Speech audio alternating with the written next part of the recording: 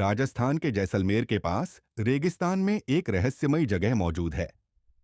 रेत के बीच खड़ा है कुलधरा, एक ऐसा गांव जहां अब कोई नहीं रहता।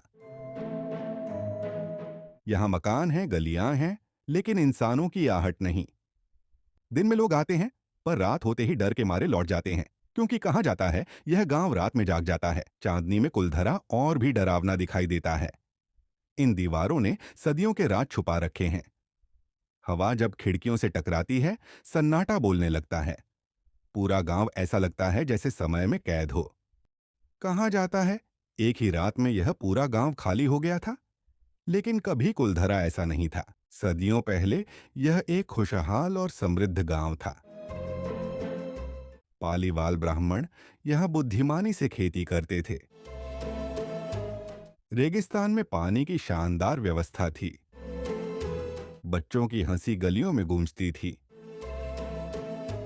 हर घर में जीवन और रोशनी थी। यहाँ की जल प्रणाली अपने समय से बहुत आगे थी। बाजारों में व्यापार और समृद्धि दिखती थी। मंदिरों में शांति और आस्था बसती थी। कुलधरा रेगिस्तान में एक चमत्कार था, लेकिन तभी बुराई ने कदम रखा। जैसलमेर का दीवान सलाम सिंह सत्ता के नशे में था। उसे कुलधरा की अमीरी की खबर मिली और उसकी नजर गांव पर टिक गई। फिर उसकी नजर पड़ी गांव की एक मासूम लड़की पर। उसकी आंखों में लालच और घमंड था। उसने गांव को धमकी भिजवाई। गांव के बुजुर्ग सन्न रह गए। डर पूरे गांव में फैल गया। उस रात कुलधरा चुप था, लेकिन बेचैन। गुप्त सभा बुलाई गई।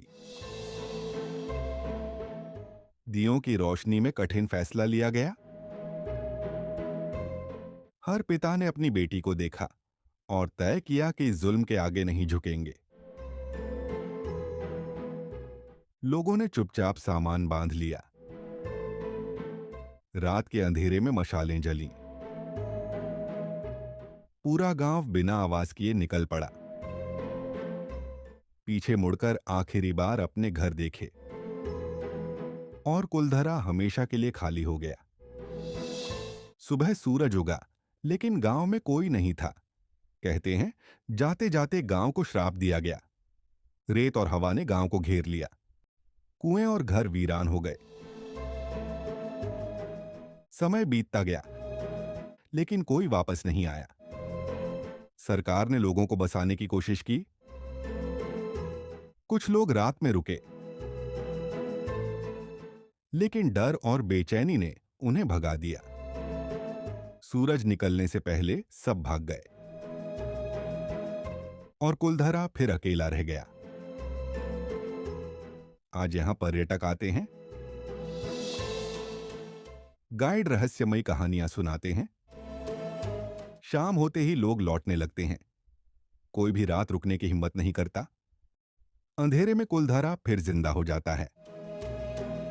परछाइयां हिलती हुई महसूस होती हैं। हवा अजीब आवाजें पैदा करती है। आज भी सवाल वही है, क्या कुलधरा शापित है, या यह इतिहास का सबसे शांत विरोध था?